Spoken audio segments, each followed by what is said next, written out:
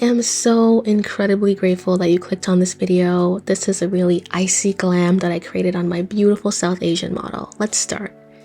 I always start all of my looks off with a brow balm or a brow wax. This is really going to make sure that your brow hairs stay in place all day. We don't want any budging. To get that laminated look, I always press the brows down with a spatula, and you just get this really pretty, just laminated full brow look when you use this technique.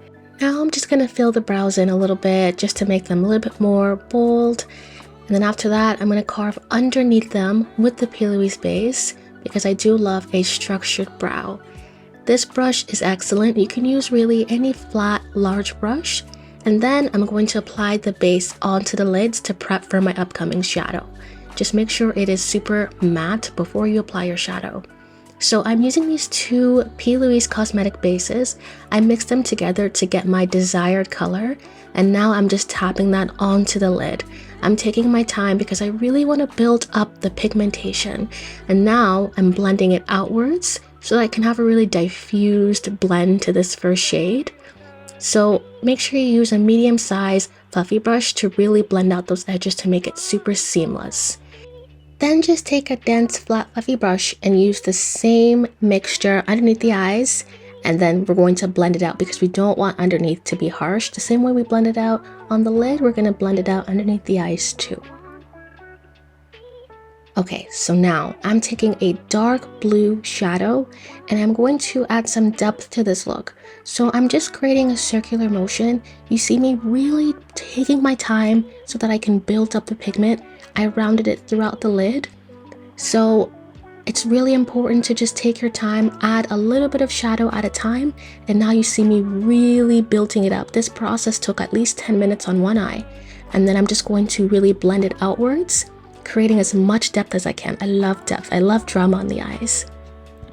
This is the 118 brush from Louise. It is excellent at defining the crease and building up depth.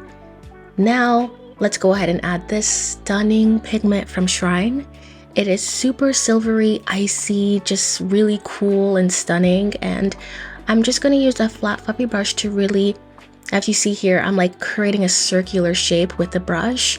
And I just really want to make sure it's blended out. So I'm using a tiny fluffy brush right here to really blend that out because we don't want our pigment to have a harsh line.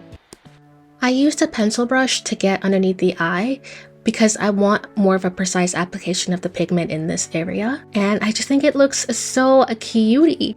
I added my favorite lash, the Tatti Lashes TL2, and now I'm adding some mascara on the bottom lashes. And of course, I love a full glam look, and you can't achieve that without the MAC Studio Fix Fluid. It's one of the best full coverage matte foundations out there. It's a classic. It's always going to be a classic. I use this tapping motion because this actually helps to set the foundation when you're applying it. Then I'm going to use a full coverage concealer. The Born This Way one is excellent. I like to create this triangle underneath the eye. Don't be afraid of using a lot of concealer. This is really going to help you get that super bright, lifted under eye look. I like to apply a little bit on the forehead and on the chin as well. And then I'm going to start blending it out, taking my time using both tapping and swiping motions to blend it out. And you're just going to see how this really brings together the complexion. The concealer is such an important part of your base routine. I don't think you can do makeup really without concealer. It just really brings everything together. Here I am using a large blending brush to get underneath the eyes. We work so hard on the eye makeup, we don't want to mess it up, so just be careful when you're concealing underneath your eyes. Use a smaller brush.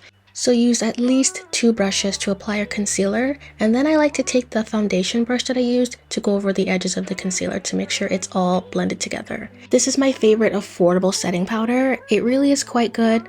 So I set all the areas where I put concealer. So the Tantour by Huda Beauty is quite amazing. It is really great for getting that depth and that dimension. And I just apply it with a medium fluffy face brush, just right underneath the cheekbones.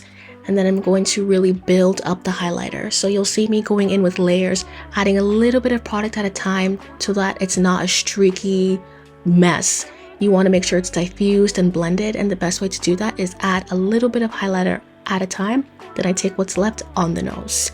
So now I'm going to do a really pretty nude lip. The eyes are quite bold, so I'm using a nude lip liner, and then I'm going to buff this amazing Louise Lip Base into the center of her lips with a dense fluffy brush.